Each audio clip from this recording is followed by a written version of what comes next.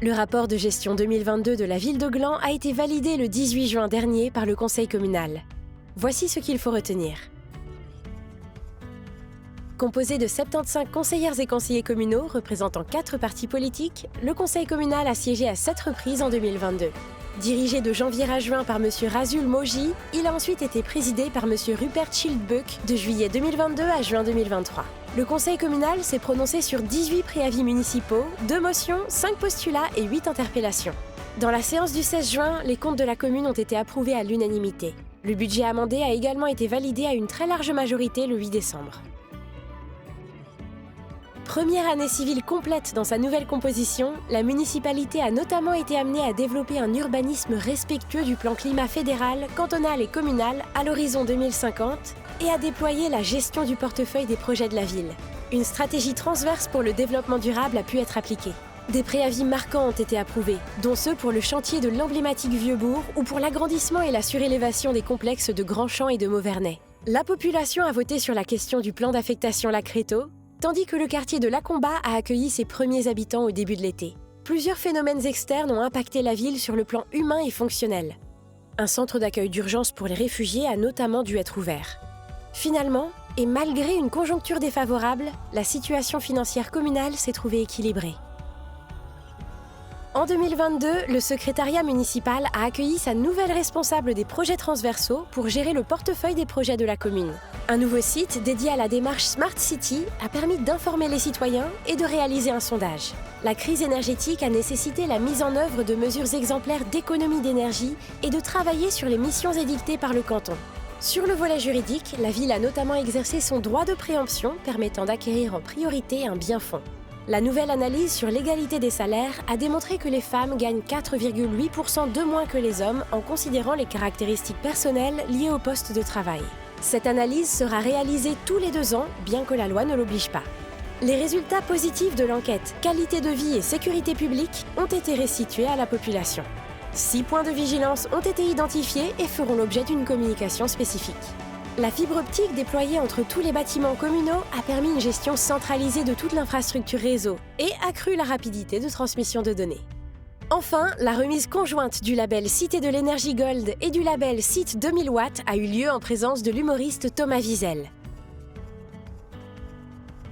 Après une période de stagnation, la population a augmenté de 4,5%, soit 14 096 habitants au 31 décembre 2022.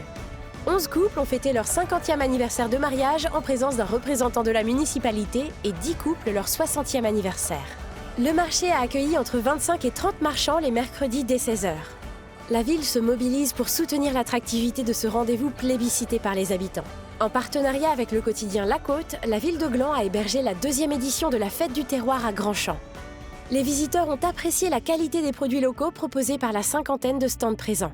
Le transport urbain de Gland a augmenté sa fréquentation de 13,6% par rapport à 2021, dépassant sa situation d'avant Covid.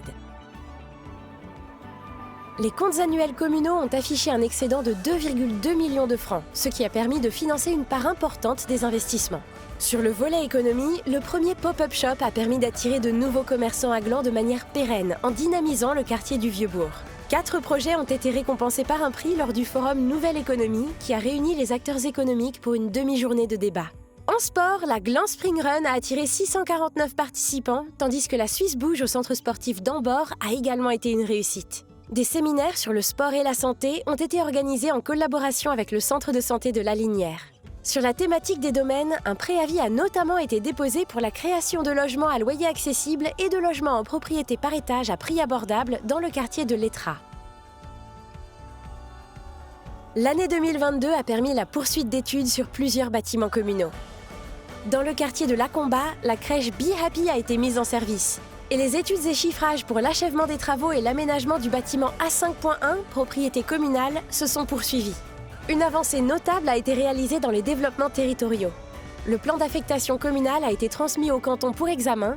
D'autres plans d'affectation importants ont également pu avancer. La validation après référendum du plan d'affectation Lacréto pour Swissquote a été l'un des points importants pour le développement de la ville. La sécheresse estivale a nécessité des appels à l'économie d'eau via des actions de sensibilisation et de restriction de certains usages.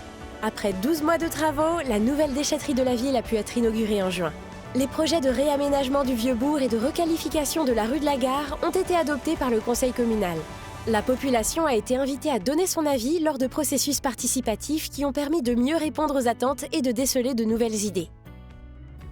Le développement des politiques de la petite enfance et de la jeunesse ont fait leur chemin.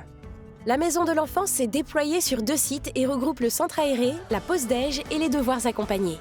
L'application gland.monportail.ch a permis aux parents d'inscrire leurs enfants aux diverses prestations parascolaires offertes par la ville.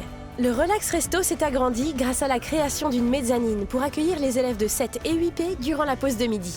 Le dispositif d'insertion socio-professionnelle Active Action, soutenu par le canton, a quant à lui aidé 27 jeunes à trouver une voie professionnelle ou à reprendre les études. 2 projets culturels majeurs ont vu le jour et ont proposé des interventions artistiques en milieu urbain.